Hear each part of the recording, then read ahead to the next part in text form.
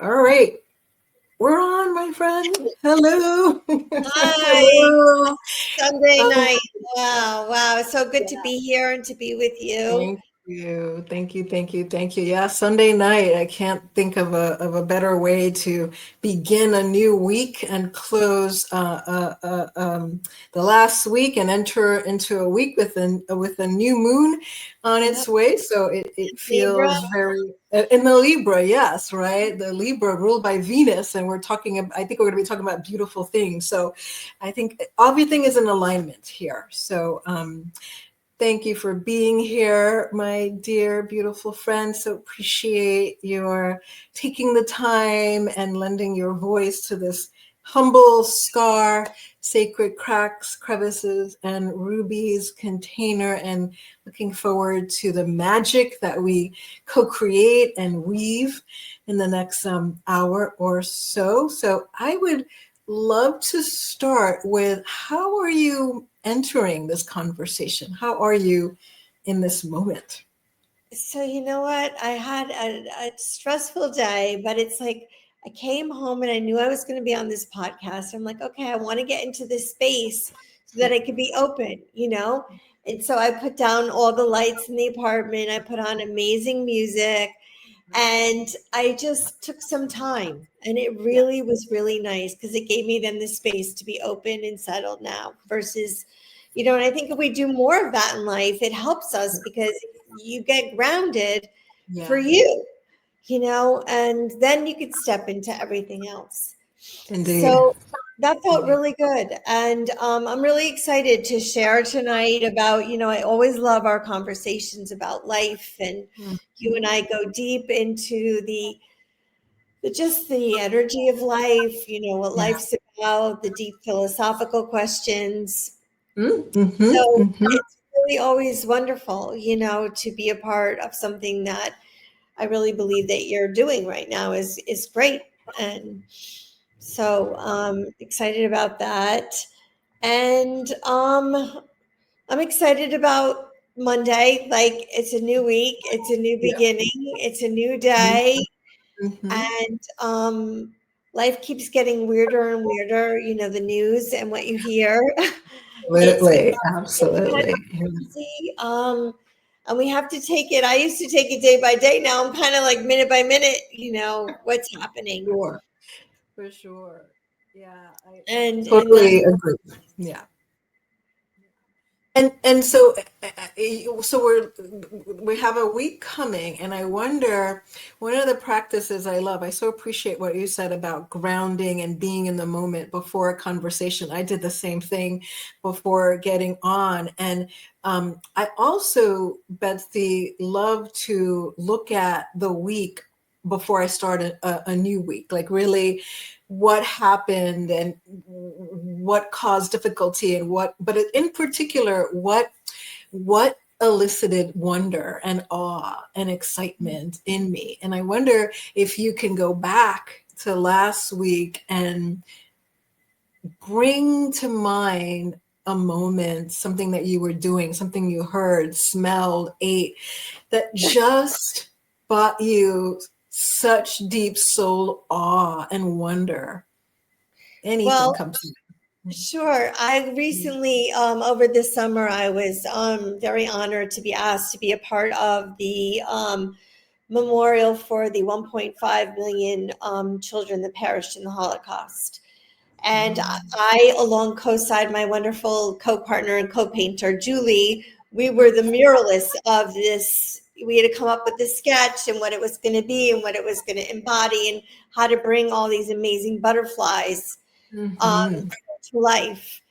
And it was really beautiful because it was like this team project and team Yeah. collaboration, and we all had a part in it. And it felt really good to be connected to something that I so to believe in and to honor and cherish and then give hope to. It's about giving hope.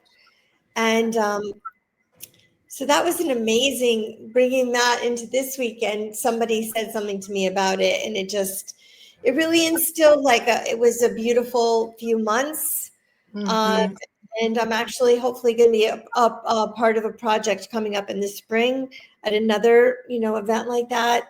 Yeah. So it's bringing my art to a different level, which is Yeah. nice. Yeah.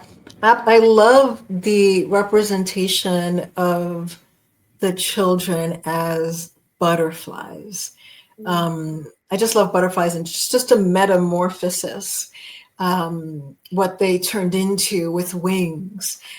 Is such a beautiful symbolism, and you mention your artistry, and when we first met, I don't even know how long it's been. I've lost track of when we met.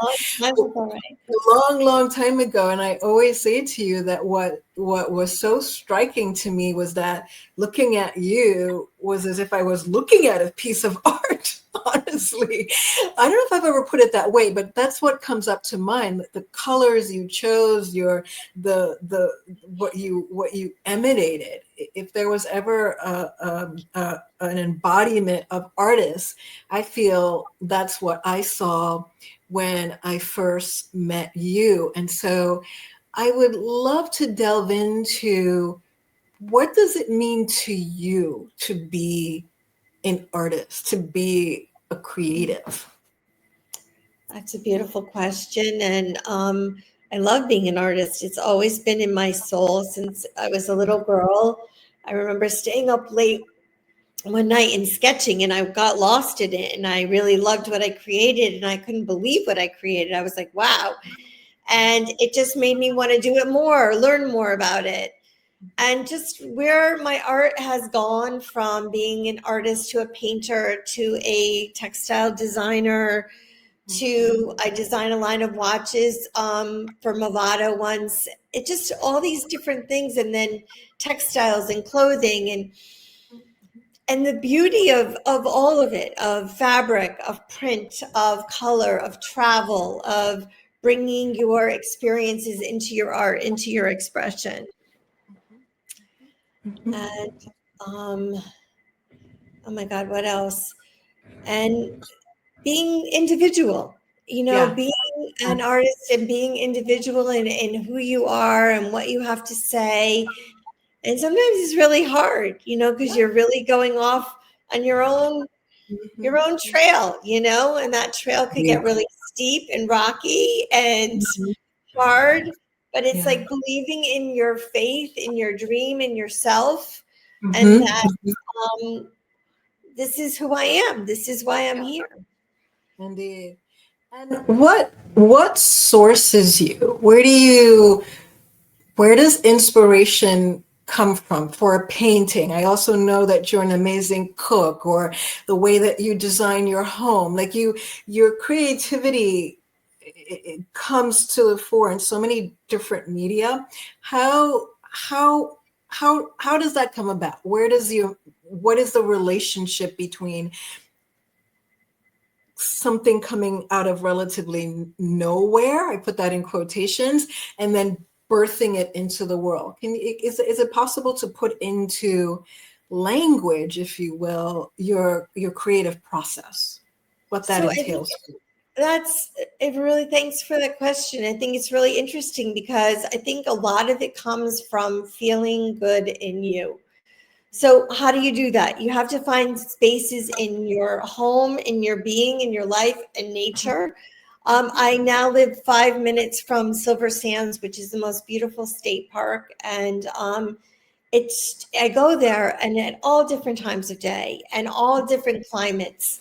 And now I'm finding different venues of the area, and I go there and I really ground myself and Mhm, don't listen to my phone. I really, it's just the sounds of the ocean. It's the sound of nature, of the birds, of whatever it may be. And I really just get quiet in nature. That's really where my meditation happens. And mhm, that then feeds my curiosity of like, okay, what do I want to do next? And I believe in all of us that when we're excited about something, we want to do it and we want to learn more about it. We want to get into it, whether it's, learning how to play an instrument or cooking or creating art or learning to play the piano. And then there's a passion, and then that feeds itself, yeah. Mhm, mhm. And then you find people, where you connect on those levels. Yeah. And as I'm getting older, I used to want a lot of friends and a lot. Now, as I get older, it's not my thing anymore. I want beautiful, close people that I can Mhm. connect with and talk deep with.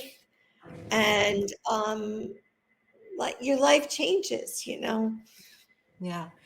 Yeah, absolutely. I agree with you. As I get older, I feel like the circle gets smaller deliberately, because it's like, well, how do I want to spend my time? And you talked about us going deep, and that takes time and spaciousness. So if I'm going to have an hour conversation with Betsy to go deep, that means I'm saying no to something else in order to really Mhm. engage. If you're going to spend time and pour into your art, then you have to say no to something in order to do that. So time is becoming more and more precious to me as I get older.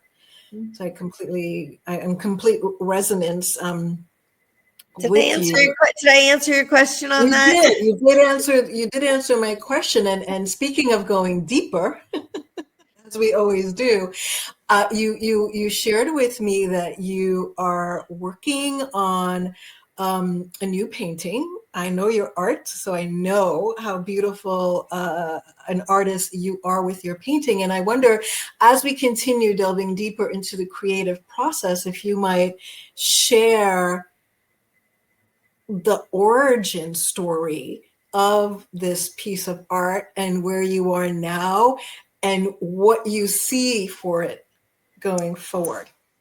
So I actually have finished it, and Oh, it is hanging in my living room, uh-huh. and it is I'm calling it Ribbons of Change, and it's very much a landscape, an abstract landscape of mountains, water, and just air, clouds, and just Mhm, beautiful being in nature. mhm, And I moved recently, and I bought this amazing book, The Soul of Design. And there's a home in this book that I can't get out of my head, my heart. It's in Lake Tahoe, I think, and just it's on the mountains, and it's literally the home is set on the lake, and it's just magnificent. And I guess I've been thinking about it because I've been looking at the pages and then wondering about it. And so that kind of started the inspiration. And my apartment really is deep indigos and blues with natural mhm, color tones. So mhm, I wanted to bring the color of, the sky and the water, which is blue. And blue to me is so healing. And I'm in a stage in my life right now where I'm healing. I'm healing a loss of a lot of people who I've loved. I'm healing different parts of me. I'm evolving and growing. And so mhm, it's the change of life that it's constantly moving and constantly going. mhm. And to really letting go, like Yeah, just really letting go and breathing and saying, I'm in this moment and I've got to be happy in this moment. yeah. 'Cause right now, that's all that I've got. Got to be happy in this moment. So this art you created is for Betsy. It's not for anybody else. It's It's for for you. me. It's in my home, and it's just a beautiful way for me to get up in the morning and look at it. And it's something I did. Yeah, yeah. And it felt good to get my hands messy and to paint again. I did it for the mural, which was wonderful, but this was like, I was up late at night, and the paint was everywhere, and my fingernails and everything. So it was Yeah. good. You literally got your hands dirty, right? I Like kids. did. I really, really did. And it Kids felt are really good. It felt really, really good. wonderful, wonderful. And It you did. mentioned healing, Betsy, and that you are in this healing journey. Is there anything that I feel like we're in this world where it feels like we're being asked to heal. And it doesn't even feel like we're being asked. It feels like a mandate coming from the benevolent universe. Like, look at all of this and bring it back to you in a way that will be healing to you. And then that extends out to the world. In terms of healing, what does that feel like to you? How do you intuit, yes, I am healing. Something is being transformed in me. Is there something that you sense?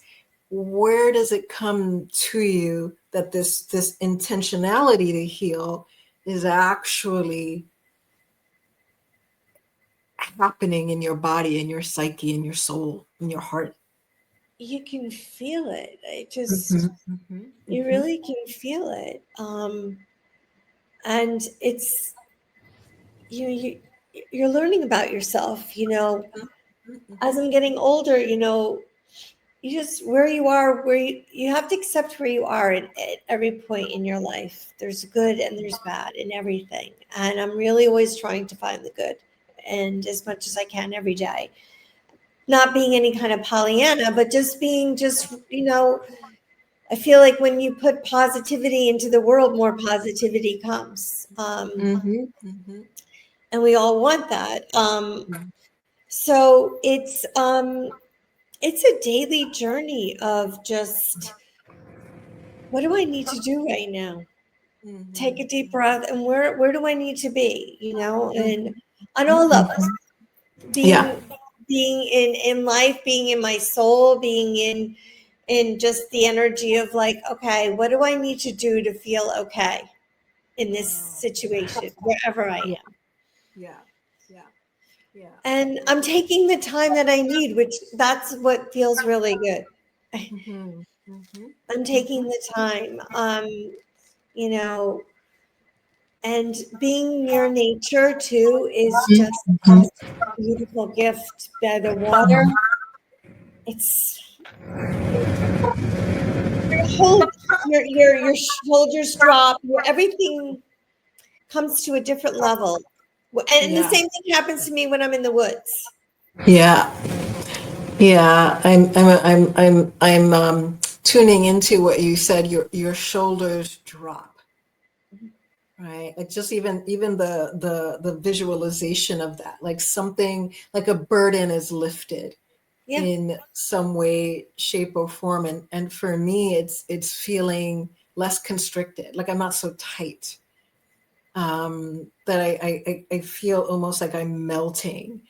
Everything is melting, and that's when it's, at least for this moment, I don't know how long it's going to last. I know. There's a melting that happens, and you and I share that love of, we are nature. There's no separation, and being immersed in it is a form of healing. And it feels apropos that you would be motivated to draw abstract vision of nature, if you will, and bring it into your apartment as a constant reminder, as a way to self-care, if you Yeah. will. So, are there other ways that you self-care? Other ways that you ensure that Betsy is Eating right and bringing a color. Like, I get up in the morning and I really, I take a minute and I thank the universe that I'm okay, that I'm here. Yep. Um, uh, and then it's just I like, sometimes, not all the time, I make home squeezed fresh orange juice. Mm-hmm, mm-hmm, Like, mm-hmm. that really to me is nurturing, like a memory of when my grandfather did it in the kitchen and I watched him do it. So it brings me back in time, and it's so nutritious and it's so delicious, and it's orange. So then I get onto the energy of like, okay, maybe today should be an orange day, Yeah, and what does yeah. that entail? And it's like, okay, so orange is about positivity, and like, I'm going to have some courge in calling someone that I need to, or So I'm like thinking of all the things that it brings about in the energy of that, what that means. Like, okay. And so, and it's fun to do that because then you, okay, what outfit am I going to wear? And my day kind of goes on like that. Yeah, yeah. It feels very intentional. You start your day intentional and setting a tone, and that just reverberates throughout the day. And you mentioned color, and I know that is an area that is exceedingly important to you, an area not only for yourself, but an area where you consult with people as well too. And so I would love to spend a little time with color, if that's okay with you. Yeah. Yeah. And I'd like to start with where did this love of color, this immersion of in color, this commitment to color, where did that come from? Do you remember an age where it dawned on you that color had energy? Because when I talk to you and I learn from you, that's what I come out with, that each color has its energy. And I think that's a very sensitive soul to tune into that. So would you share with us your journey with color from the beginning to where Sure. you are now? I mean, 5 years old, I went to Yeah. Florida with my grandparents Uh-huh. and my birthday, and I wanted everybody to dress in pink. My grandfather had to wear a pink tie. I was in a pink dress. My grandmothers had pink on. I made them bring us to a restaurant, or we brought pink tablecloths. Like I knew at 5, Yeah. and I didn't know that it meant energetically the meaning of unconditional love, but I just knew that I loved it, and I loved everyone to want to be in it and be a part of it. So that started it, and then I started painting, and then the art of painting just was beautiful. But I didn't understand really the energetics of color till my 20s, I guess. Mm-hmm. Then I went to school, and so I'm bringing it together on all different levels. You know, our energy, our my passion of it, and it's fascinating because Yeah. it's like, to me, it really changes my day. Yeah. And it could change, the color of lipstick you put on. You know, I was so sad to read that Diane Keaton, that she passed, and she Mhm. kind of was. I loved her, absolutely, absolutely, absolutely loved her. But one of the quotes that she left with is keep on putting lipstick on. Like keep on going. I don't know if I'm getting the quote exactly. I don't have it in front of me, but it's just, show up in a little lipstick, Yeah, a little in bit of color. whatever color. Yeah, wear color. And I'd love to continue on. Like you talked about the energy of orange, which I always affiliate with happiness. Orange gives me that. And then you talked about pink, and unconditional love, which I never knew. And you talked about how healing blue was to you. And I'm wearing red in honor of you, in honor of SCCaR as well too. And I wondered if you might delve a little into the various colors. We can start with red if you like, and then maybe let's say 4 or 5 colors, and their meaning to you and their energetics, and how they might be used in the healing and the grounding process. So red, the color like you have, is just deep and burgundy and rich, and it's Mhm. the root chakra, and that's the roots of who we are, from even our heritage to our grandmother's grandmother, and bringing that energy into our essence. Yeah, yeah. It's the fire in us, it's the boldness in us, it's Mhm, um, mhm, having, as we say in like the chutzpah to do something. It's like going for it. And being grounded too. It's passion. It's exciting. mhm, It's luxurious looking. It has mhm, mhm. a sense of luxury to it. Yeah, yeah, you're right.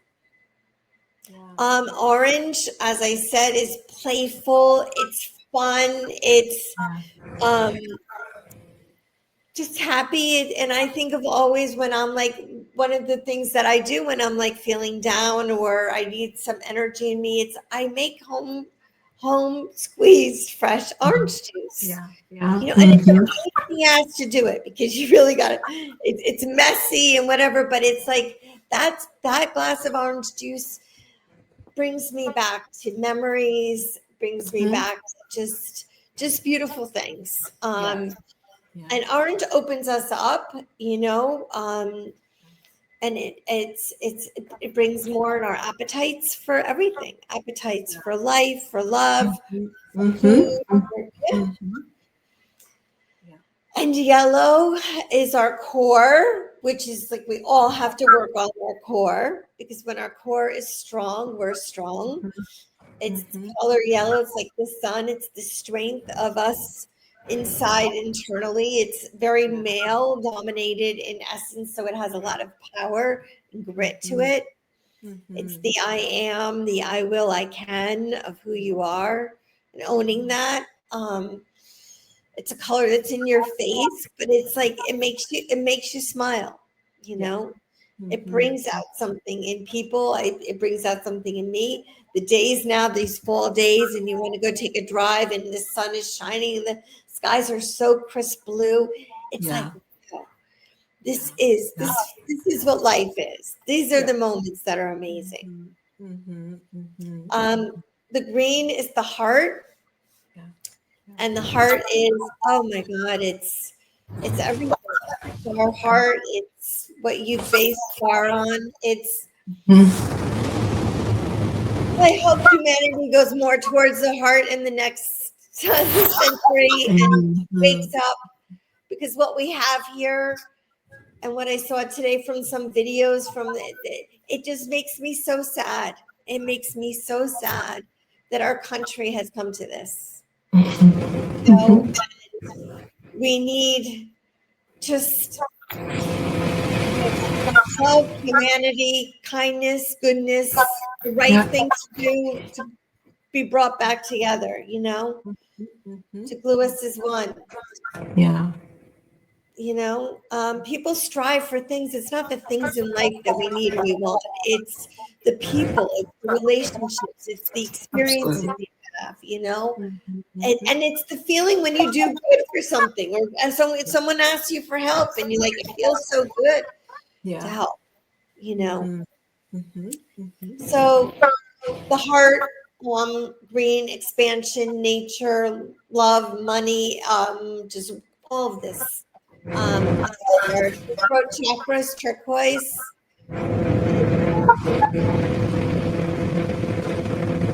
It's really a color that's about clarity, speaking your truth, honoring who you are, being authentic, being okay with being authentic. And clear, you know, it's blue, it's clear, it's calm, it's truthful. Indigo is our brow chakra, and that goes, it's a beautiful midnight kind of blue color, and it's rich. When I think of that color, I think of you, G, because that makes me think of how soulful you are and how just wise, and your essence from the minute I met you, I was like, whoa, I want to be in this woman's presence. You have this beautiful aura about you, and you do a kindness and this energy of humanity, just beautiful. And so that color really encapsulates indigo, and then purple magenta on the crowns of our head, which is royal. It's owning your essence, owning your being, owning who you are. It's feeling royal in yourself. It really is. And the more that we can learn to embody goodness for ourselves, not selfishly, but so that we can really like who we are, so that we can kind of just give and give and give to others. And that's the healing process, you know, Absolutely. and we Yeah. heal that internally. Yeah. And I like getting older. It's kind of fun because you do grow with life and with wisdom, you know, and then you see your evolution. You know, what I think, what I'm doing now, I wouldn't even at 15 or 20, I couldn't imagine myself doing what I did, Indeed. Indeed. you know, and the trajectory of things. And sometimes you have to take a moment and a pause, and you Yeah. have to reflect on what you've done in your life. From Mm. a place of where have I been? What are these jobs that I've given or given to that really have meant something to me, that really Yeah. filled my soul? Um, I'm writing a book now, and it's really, it takes all this energy. You don't realize Yeah. that to go to tell things in words and in a Yeah. story. Hmm. Woo, it's Well, can you share more about that? I I think that writing, like all creative processes, but in particular writing, from my perspective, is such a revelation. And are you comfortable sharing a few revelations in the writing of the book that were particularly enlightening and perhaps even startling to you, that you didn't know, and that the writing process of the book helped to reveal to you about your life, about life in general? well, it's you do kind of like a first draft in a way, Uh-huh. and then Uh-huh. you kind of peel that away and you got to go, no, I need more, I got to go deeper, and you keep Mm-hmm. going underneath in the layers and the layers. And some of it's like, I can't believe that I remember. You know, that I'm like remembering the things, to the details, to the feelings, to the emotions. You know, one interesting story of when my senior professor in college, my senior thesis, and just I'm remembering words he said, like I really can hear it. So Yeah. that's really cool and enlightening. And it's exciting. It's like it's remembering me, it's reminding me, and I'm remembering um the people that came into my life, you Yeah. know, at those times. And that the relationships, you know, sometimes you never think they're going to end. And some don't, and some do, but they're contained. And then you go back and you remember, and like, wow, that was a really nice time in my life. And I Mm-hmm. really enjoyed, you know, being in their presence, you know, and who they were. And then your life takes you to another part. And sometimes friendships, you know, go in one way that you don't want it to, or in another way that you do, you know, so it's interesting, and the ebb and flow of that. Mm-hmm. And it's, I don't know, it's taking a deep breath, I think. Sometimes just really honestly, it's like, okay, but really take a deep breath. Like when you do one of those, like, and really, it's like, oh my God, that's what it feels like to really breathe. Indeed. Indeed. So, right? Yeah, I read somewhere recently that babies, they don't breathe so much as they inhale, which is Mm. why you whenever they take a breath is in the belly. And in the spiritual work and yoga, we're told to bring the breath down to the belly. So I'm enchanted by this notion of inhaling, like to the, can I smell even a little bit of what's in the environment? So I'm appreciating for you this consistency of pausing, of taking a breath, of really going deep. Like it's not possible, as I'm hearing you, to go deep without the pause, be it in out in the with the sea, or in the woods, or with your breath, wherever you are. What is your intention for the book? What do you hope that those moved to read will come out with in reading your story? There's a lot of stories. Well, it's so many things. It's about Mhm, possibilities. It's about mhm, life. It's about mhm, friendship. It's about grief. It's about the depths of relationships. Yes, It's yes. about loneliness and how do we handle things. Yeah. And it's about the spirit and letting spirit for the day guide you where you need to go, and being in flow with the essence of spirit. Like, I recently got some cute things somewhere, and my mom's like, well, how did you know to go there then? And I'm like, spirit told me. And she laughed so hard, but it was like, it was true. It was like, okay. And it was just like, okay, these are meant for me right now. And it's like your life could become very playful and exciting if you start to think that. And then more things start happening. Like, you get the car space, you get the amazing synchronicities of when you are in essence your glory, or Yeah. glowing and feeling radiant. The universe kind of radiates that back, Indeed. Indeed. in really beautiful ways. So, Indeed. right? Yeah. It's I it agree. really it's interesting how that happens. Yeah. Is that what you consider spirituality? I know that spirituality is exceedingly important to you. How do you define it? What does it mean to you to be a spiritual being? To be conscious, to be compassionate, Mhm, to mhm, be empathetic. Um, I think that's really what it means, or that's what it mhm, means to me. mhm. Um, yeah. Um, I don't know where else to go. Yeah.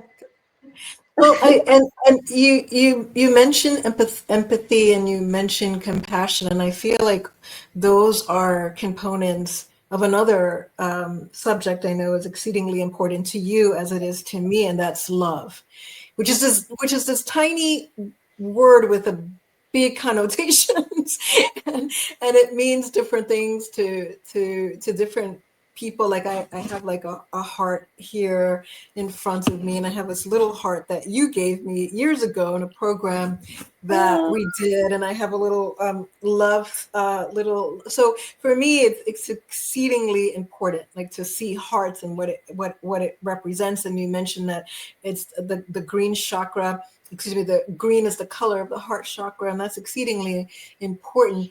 And so, share with me, if you would, the importance of love in your life, the role of love in your life, and what that means exactly. When Betsy says to someone, "I love you," what does that mean? And when Betsy hears from someone, "I love you," what does that mean to Betsy?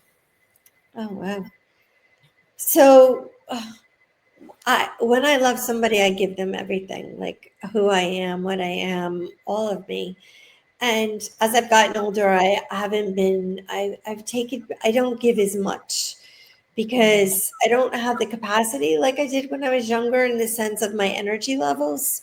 Yeah. In the sense that when I love with everything of me. Like, I want to cook for people, I want to do things. And so it's all encompassing. Hmm. It's big and it's warm, and it's, to me, what life should be about. um, that to love your day, to love yourself, to bring out all of the positive things, the color of your eyes, the shape of your body, it's this vessel that you're holding for yourself, and enjoy it and love it and be it, and being Yeah. grateful for what you have and who you are and the opportunities, and that you're alive today, and you have, food and a bed and, clothes to wear, and I have a car to drive, and I feel very fortunate. It's not the stuff, it's not the things in life, it's the love of people, it's the love of kindness to me, it's the love of making a good meal, it's the love of just being, Hmm. Hmm. the love of just being. Yeah. And when someone says, I love you, when I receive it, that person and I have had, it's real. Hmm. Hmm. I feel it. And I'm so grateful for the people that I have in my life and the relationships that I've had in my life. And I want to be about love. I think that it's so exciting when people see, you bring out the joy, or you bring out a smile, or, it could be the littlest thing. And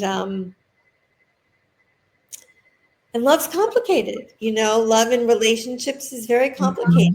It's deep. It's reflections, Yes. Yes. projections. It's a lot of things. But, love and relationships and life to me are all one, and you just make it work. And I hope that humanity down the road can find a way to be more loving and to be more kind, and not for it to be so separated. That's the word. So Absolutely. more united, more connected, change dynamics. Before cell phones, we used to get together with people. And you had to talk on the phone differently. You didn't text someone. I couldn't wait to get home for the voicemails on my machine, to hear someone's voice. Indeed. There was nothing like that. Now I leave a voicemail and somebody's phone, like, I didn't even listen to it. Why did you text me? So it's kind of sad. And I'm a little old fashioned, and I want the love of the life of love. Agreed. I mean, I think we're dealing with an epidemic of loneliness, and I often think out loud, is it because the connection is not there? We don't hug each other. We don't breathe in the same space. We don't look in each other's eyes any longer. We look down at the phone. And I think that we weren't built for that. That's not what that's not what the soul is asking for. And so there's something that is lost when we don't engage, when we don't have community, when we're not in community, in person together, or if we can't be having regular conversations, hearing each other's voices, really engaging. That's so utterly important. And one of the things that you brought up, Betsy, and again, it's another thread in this conversation, and I think it relates to love and it relates to relationship. And with your permission, may we look into grief for a little bit, because grief, as I experience it, as I understand it, is the price that we pay for deep love. And if you're going to love people, then it's important to understand that it's going to cost you when their soul leaves this embodiment. And so whatever thoughts you have about grief and love that you'd like to share in this moment would be most welcomed. Well, grief, the loss of my sister 5 years ago has been really hard, on a lot of levels, for my family, for me, for the realization of how fragile our lives are. My best friend from college, we had a 40-year beautiful friendship, and she passed away. And my cousin Larry, who died on the street in Manhattan. And so I've had 3 very deep, beautiful, soul-loving, relationships all leave me. And it's just made me had to grieve and be really sad and really think and reflect about each relationship. And then, I always try pulling the best of all the relationships. What did I learn? What was so beautiful when we got together, and bring the positive out to light. They're not here anymore, so bring their light here, and let their light remain within you and around you. So it's a process. It's grief is, some days you go, it's okay, you get up, it's fine, and then you have a moment in a car, a song comes on or something hits you, and it's the tears are rolling and the emotions, and they're gone. You can't bring them back physically. I still believe that I have relationships with them in my own way, which is beautiful.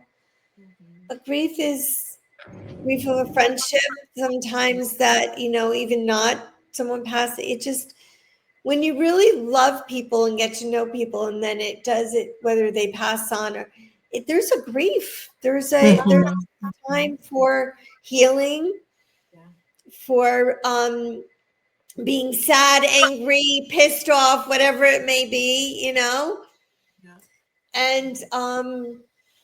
honoring that. And then you got to give yourself, like they say, it's like a 3-week rule. I think I've heard that after 3 weeks, it's enough.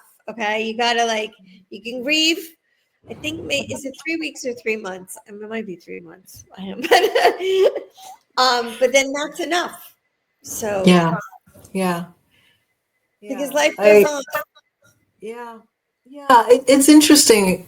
Life goes on. Recently, the 20th anniversary of my father's passing came, and I was taken aback that the grief was still there.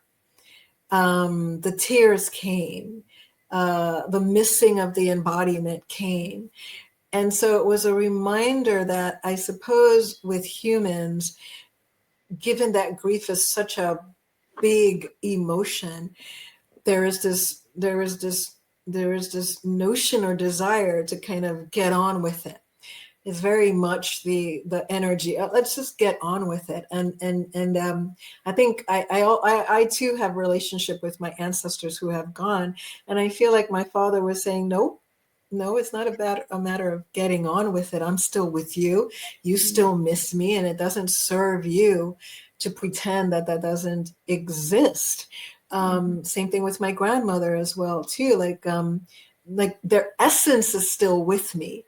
Yeah. And it's okay to miss them 20 years. It's not every day, certainly, but as you say, like, grief is a mysterious, wily trickster type of emotion that asks us to reckon with it. And so I also deeply appreciate your going into that very tender space of grief. I felt like to talk about love and not bring in grief, especially as we look at the world that we live in, and especially as I note your intentionality to love and be a force of light in the world. It felt important to have that conversation about grief. So thank you for allowing that that conversation. Is very, very meaningful. And speaking of meaningful, as we close, this went so fast this time. Is there anything that is in your heart, in your soul, anything that the muses, the benevolent universe, anything that spirit is guiding you to share? I often think about this SCCaR container as a little bit of a message in a bottle. Right? And we're going to put it out there into this sea out there, and the universe will guide whatever soul needs it in whatever time to pick it up. And with that analogy, is there something that you're being moved to to share, something that we touched upon, something that maybe we didn't go deep enough in, whatever is I on think your our heart in this moment. conversation has been beautiful, like all of ours. They really are amazing. And that's what I love about you, is like we can talk about so many different things, and but it comes and it goes, and it comes in and it ebbs and it flows. And I think maybe that's even my point right now. It's that life is about the ebb and flow of it. And it's having balance for yourself. And I can now, when my body gets tight in certain spots, whether it's a neck issue or hip, okay, I gotta move. I gotta lighten up. I gotta let go. You know, I can't hold onto those reins so tight of Yeah. myself and expectations, whatever it may be. And as soon as you let go, it's amazing. The weight Yeah. that's been lifted, and you feel like a new person. And it could take a half a second, Yeah. or it could take 10 lifetimes. But Mm-hmm. and that's your Mm-hmm. choice. And so I'm trying every day to really to step into that, to honor that. Yeah. Yeah. Thank you so much. The ebb and flow of life. It's there's a rhythm to life, and it's very healing. That another word that came up as well too. Like we can understand, okay, this particular ebb may be a fierce, difficult one, and then there's going to be one that's a bit softer, and it goes back and forth, almost like the heartbeat that we experience when we were in the womb, right? The thump, the thump, that rhythm, that ebb and flow of even that heart. So, That's very no. true. Thank you, thank you, thank you, Oh dear my Betsy, for your time and God. Oh, your wisdom and your light. I can't wait to kind of share this co-creation out there and for the universe to guide whomever and whatever to our conversation. So thank you, thank you, thank you, my thank you. pleasure. And again, thank you. It was a beautiful conversation. Thank you, my friend. I'm gonna, Day. yeah, thank you. I'm gonna stop the recording, but stay put Okay, okay. because what this has to